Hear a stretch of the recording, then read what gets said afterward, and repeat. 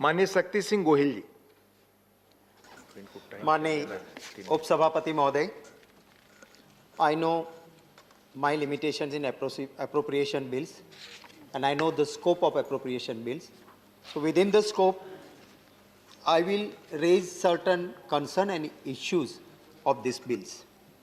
मैं विनियोग विधेयक के जो आज सरकार लेके आई है उसके ऊपर बात करते हुए माननीय उपसभापति महोदय, इस सदन का ध्यान आकर्षित करना चाहता हूं कि जो ये बजट आया है उसका टोटल एक्सपेंडिचर 34,83,236 रुपीज है। That's the total expenditure. और जो टोटल रिसिप्ट है वो है 11,40,576 करोड़।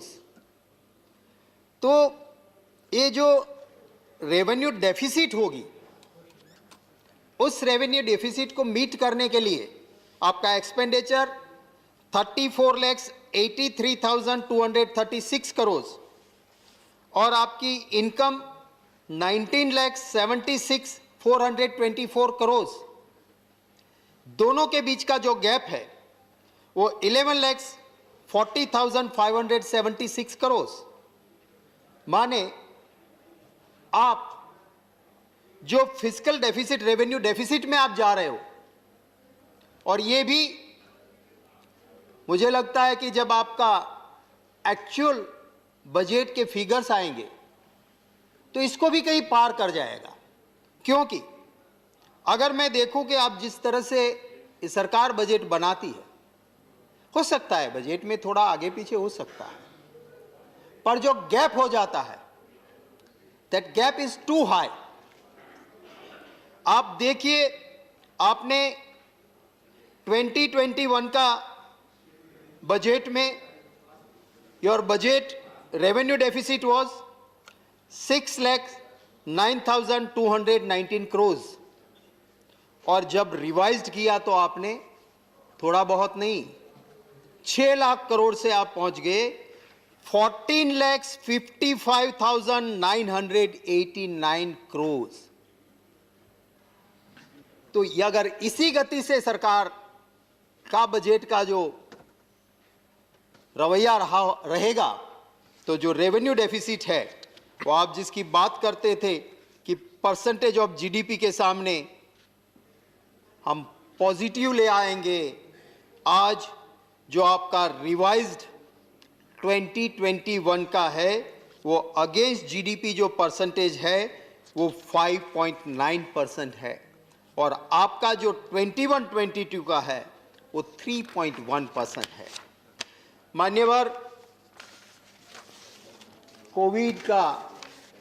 कोरोना का मार चला, कोरोना की बीमारी की वजह से दिक्कतें आई, सिर्फ सरकार को नहीं आई है, इस देश के नागरिक को बहुत ज्यादा आई है। और सरकार की यह जिम्मेवारी थी, लोग उम्मीद करते थे कि हमसे कहीं ना कहीं हमको फायदा कुछ मिल जाए।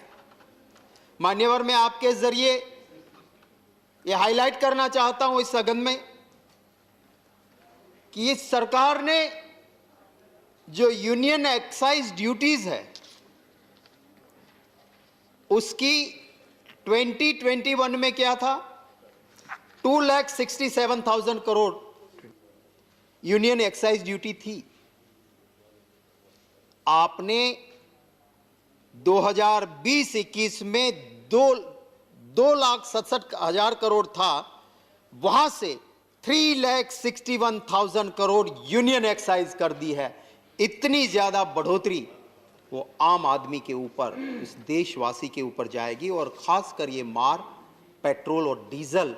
आप जीडीपी बढ़ाने की बात करते थे, वो जीडीपी ग्रॉस डोमेस्टिक प्रोडक्ट तो नहीं, पर गैस, डीजल और पेट्रोल के प्राइस बढ़ गए हैं। आप कॉरपोरेट्स के प्रति आपकी उदारता मैं समझ सकता हूं। जो कॉरपोरेट टैक्स है, एक्साइज जनरल सभी को असर करता है, और जो कॉरपोरेट टैक्स है वो आपका 2021 का जो बजट एस्टिमेट था वो 6,38,000 करोड़ था। नए बजट में आप 2021 रिवाइज्ड में आपने 4,59,000 कर दिया, माने कम किया है कॉरपोरेट को।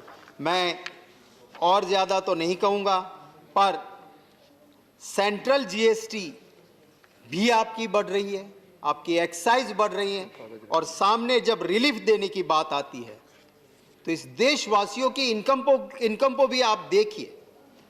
कोरोना की वजह से देशवासी की इनकम पे कितना बड़ा मार पड़ा है, अगर इसका एस्टिमेट देखना हो तो आपके बजट से मिलता है।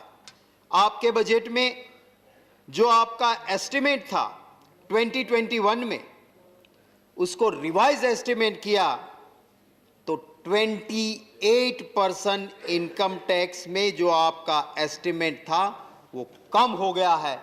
ये दर्शाता है कि इस देशवासियों की इनकम में कितनी कटौती हुई है और किस मुश्किल के दौर से, कितनी मुश्किलों के बीच इस देश का आम नागरिक गुजर रहा है। आप कह रहे हो कि हम डी इन्वेस्टमेंट करेंगे और डिस इन्वेस्टमेंट के रेट से आपका एस्टिमेट बताता है कि हम बेचेंगे 21-22 में 1,75,000 करोड़ रुपया आप ये बेच के लाने की बात कर रहे हो। This target is 3.5 times higher than the disinvestment of rupees 50,304 crores in 1920. पता नहीं चलता है। हमारे वहाँ तो सौराष्ट्र में कहते हैं कि वंठेलो हो ये दिवाड़ू काढ़े बाप नू वेचे। मतलब है कि जो बेटा ठीक नहीं होता है वो बाप की बनाई हुई प्रॉपर्टी को बेच के खाता है। और ये जो आप पीएसयूज को खत्म करते हो, मान्यवर, मैं आपके जरिए सरकार को कहना चाहता हूं, बहुत सोच के साथ आजादी के बाद पीएसयू बनाए गए। अगर आज आपका बीएसएनएल नहीं होता तो जो एक छोटा सा कस्बा या गांव है वहां के कोई आपका प्राइवेट मोबाइल ऑपरेटर वहां टावर नहीं लगाता, ये तो पीएसयू है तो वहां लगाता है। आपकी ट्रेन आप चलाते हो तो आप एक छोटे गांव के तक वहां तक रेल ले जाने की कोशिश करोगे, कल को प्राइवेट के हाथ में जाएगा तो वो सर्विस ओरिएंटेड नहीं होगा, वो प्रॉफिट ओरिएंटेड होगा, और प्रॉफिट ओरिएंटेड होगा तो इस देश के आम नागरिक को कोई फायदा नहीं मिलेगा। माने बेच के समृद्धि दिखाने के रूप से बाहर निकलना होगा। हमें सोचना होगा कि इस देशवासी को इस मुश्किल के समय में हम क्या करें। हम इस देश की संसद में बैठते हैं। मैं गया हूं और देशों में, यूरोप में गया हूं, जो पुराने बिल्डिंग्स बने हैं उसके अंदर एक पॉजिटिव वाइब्स होते हैं। वहां वो धरोहर है हमारी। वो कहते हैं कि यहां हमारे बुजुर्गों ने बैठ के अच्छे काम किए हैं, उन्हीं की जगह हम बैठ के करेंगे। आप विस्ता प्रोजेक्ट को रोक लीजिए, पर जहां खर्च करना है वहां पे खर्च करने की जो जरूरत है वो कीजिए। आप क्या कर रहे हो? मैं देख रहा था आपका, जब आप एप्रोप्रिएशन बिल लेके आए हो, आपका सेंट्रल सेक्टर स्कीम्स प्रोजेक्ट्स, वहां तो आप 18% की वृद्धि कर रहे हो। और महात्मा गांधी जी ने कहा था कि मेरा भारत अगर सही जगह पे कहीं बसता है तो वो गांवों में बसता है। हिंदुस्तान अगर कहीं बसता है तो गांवों में बसता है।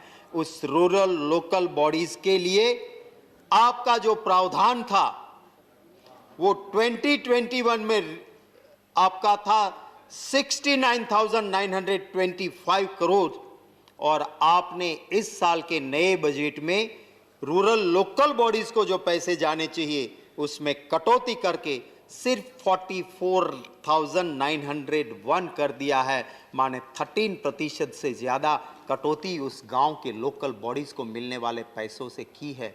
उससे गांव बर्बाद होंगे, गांव की लोकल बॉडीज़ को फ़ायदा जो मिलना चाहिए वो नहीं मिलेगा। फर्टिलाइज़र और सब्सिडी, पता नहीं मान्यवर, जिसको जगत का तात कहते हैं, जिसे अन्नदाता कहते हैं, जिसे किसान कहते हैं, हमारे देश को हम कृषि प्रधान देश कहते हैं, हम उद्योग प्रधान देश नहीं है, पर पता नहीं क्यों उन किसानों के ऊपर जिस तरह से इस सरकार का रवैया रहा है। इसी बजट में 21-22 में फर्टिलाइजर सब्सिडी जो रिवाइज्ड एस्टीमेट 2021 में 1,33,947 करोड़ थी, वहां पे कैची चली है और वो कटौती करके 1,33,947 करोड़ से काट के आपने बजट 21-22 में सिर्फ 79,530 करोड़ ही कर दिया है। क्यों फर्टिलाइजर के ऊपर आप इतनी ज्यादा, और फिर कहते हो कि हम तो बहुत अच्छा काम, किसान भाई हमारे को समझ नहीं रहे हैं। अरे भैया क्या हो गया? प्लीज जो कोविड के लिए बात की गई है, मान्यवर पैसे भी बताए गए हैं बजट में। मैं आपके जरिए कहना चाहता हूं कि आप सही फिगर देख लीजिए। जो 2 स्लॉट में वैक्सीनेशन होना है, आप जिस गति से चल रहे हो, आप उसको तेज रफ्तार नहीं कर रहे हो, तो आप अगर 100% को इसी रफ्तार से करोगे तो 18 साल लग जाएंगे, और 70% को करने जाओगे तो 12 साल 6 महीने लग जाएंगे। आप बाहर दे रहे हो, मैं नहीं कहता हूं, मेरी बात मान लो। इस दिल्ली की उच्च न्यायालय ने, दिल्ली हाई कोर्ट ने ऑब्जर्वेशन किया है कि आप बाहर देश में दे रहे हो, बेच रहे हो, पर पहले इस देश में वैक्सीनेशन कंप्लीट होना चाहिए। You are saying will do it tomorrow, do it today, it should have been done yesterday. ये बीते हुए कल को हो जाना चाहिए था, जो आप कह रहे हो कि हम आने वाले दिनों में करेंगे। मैं मान्यवर एक और फिगर आपको देना चाहता हूं। मानसिकता हमारी, हम नारी तू नारायणी की बात तो करते हैं, पर असल में करते क्या है? इस बजट में वेलफेयर ऑफ वीमेन, बजट 2021 में 1,43,462 करोड़ का आपका प्रावधान था वेलफेयर ऑफ वीमेन के लिए, महिला कल्याण के लिए। आपने रिवाइज्ड 2021 में और उसके बाद बजट 21-22 में जो कटौती की है, to change in 2021 to business estimate, budget estimate 21-22 -26% हुआ है। इसका मान्यवर मैं आपके जरिए ये सदन के सामने बात रखना चाहता हूं। मान्यवर बजट होता है, मैं देख रहा हूं, बजट बहुत देखे मैंने, पर पुरानी परंपरा बदली थी। मैं जिस हाउस में मेंबर था वहां गुजरात में भी बजट की परंपरा बदली थी। इस हाउस में आया, पुराने बजट देखे, और इस बजट में और अभी कुछ सालों से आ रहे बजट को देखा तो ये परंपरा भी बदली। बजट लोगों के चिंता के लिए, लोक कल्याण के लिए होता है। बजट कभी इलेक्शन स्पीच नहीं हो सकता है, पर वो परंपरा बदल दी गई है।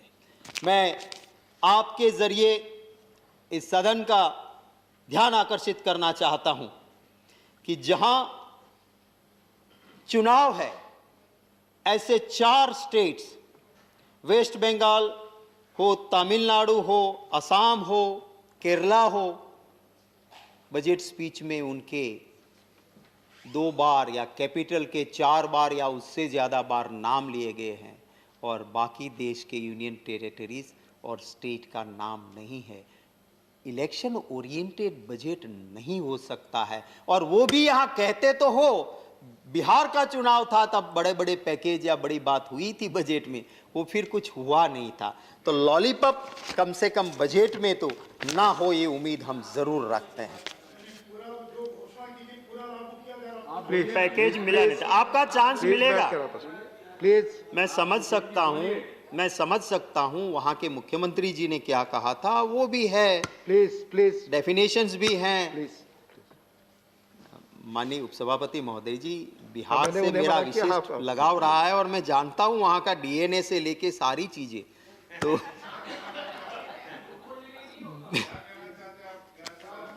मुझे कहलवाना चाहोगे तो बहुत बुरा लगेगा। प्लीज कोई और चीज आपको कोई दिक्कत होगी, मुझे कोई दिक्कत नहीं है। सभापति महोदय बैठे बैठे मांगते हैं तो फिर मुझे डीएनए और बीजेपी की डेफिनेशन नीतीश कुमार जी ने क्या कही थी सब कहना पड़ेगा हाउस में, अगर आपको चाहिए जवाब। आप government also seems to have an eye on Goa assembly because Goa assembly election is also due in 2022। 300 crore allocated for celebration of Goa's 50 years. हम भी चाहते हैं हो, जरूर हो, पर सब चुनाव आए तब घोषणा हो और बजट में घोषणा हो और चुनाव खत्म। चुनाव के वक्त जो हम कहते हैं ना, वो तो जुमला होता है, करना थोड़े ही होता है। ये बात नहीं होनी चाहिए। मैं प्लीज बैठकर बात ना करें, प्लीज।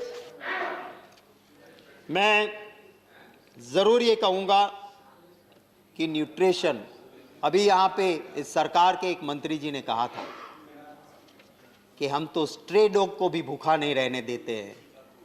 वो हिंदी वर्ड शायद उनको मिला नहीं था तो गुजराती में कुछ लफ्ज यूज करके सेंटेंस किया था उन्होंने। पर बजट में जो चीजें दिखाई गई है और जो रियलिटी है, नेशनल फैमिली हेल्थ सर्वे 4 जो हमारा तैयार किया हुआ नहीं है ऑपोजिशन का, वो खुद कहता है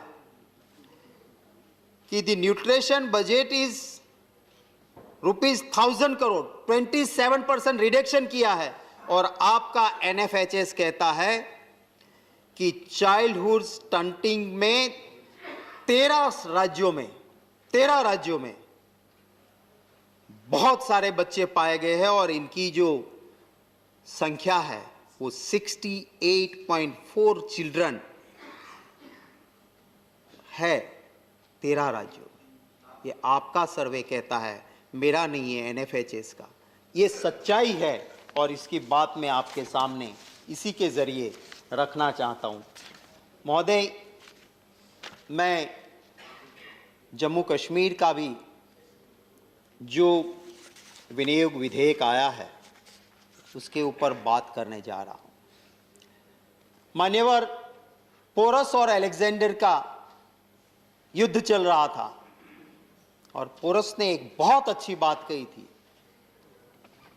अलेक्जेंडर का सैन्य आगे बढ़ रहा था, पोरस हार रहा था, फिर भी उसने कहा था कि ताकत और बल के आधार पर किसी क्षेत्र पे कब्जा किया जा सकता है, पर जब तक वहां बसने वालों का दिल नहीं जीतोगे तब तक उसके ऊपर शासन नहीं किया जा सकता। माननीय गोहिल जी, आप माननीय गोहिल, हमें नाज है, हमें फक्र है। माननीय गोहिल जी, जम्मू कश्मीर हमारा, समय आपका खत्म होने वाला, कृपया कंक्लूड करें। समय खत्म होने वाला, कृपया दो मिनट। जम्मू कश्मीर हमारा अभिन्न अंग है, हमें नाज है। पंडित जवाहरलाल नेहरू जी से लेके अटल बिहारी वाजपेयी और मनमोहन सिंह जी तक सबने ये कोशिश की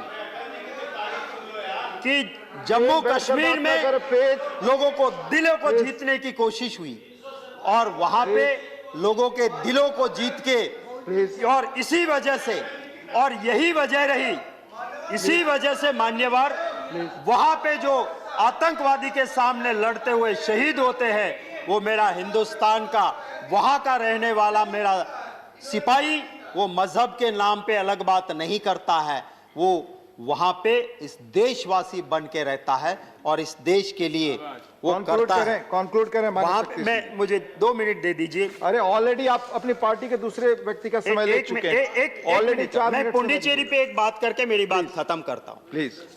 ये जो फेडरल स्ट्रक्चर है, इसका सम्मान होना चाहिए। आपने पुंडुचेरी में सरकार जो काम करना चाहती थी, चावल देना चाहती थी, उसको रोक लिया। हेलमेट का कानून है तो उसमें कुछ गवर्नर, लेफ्टिनेंट गवर्नर कुछ और कर देते हैं। वहां पे प्राइवेट कॉलेजेस, गवर्नमेंट कॉलेजेस में लोकल पौंडीचेरी के लोगों को हायर मेडिकल धन्यवाद, एजुकेशन में धन्यवाद, हमें एक दूसरे- सेकंड में सर, एक धन्यवाद। सेकंड में। तो मैं यही कहता हूं कि इसका सम्मान होना चाहिए। किसी आंदोलन जीवी को लेफ्टिनेंट गवर्नर बना के चुनी हुई धन्यवाद, सरकार का धन्यवाद। अपमान नहीं होना धन्यवाद, चाहिए। इन्हीं लफ्जों के धन्यवाद। साथ मेरी बात खत्म करता हूं। धन्यवाद माननीय डॉक्टर सुधांशु त्रिवेदी।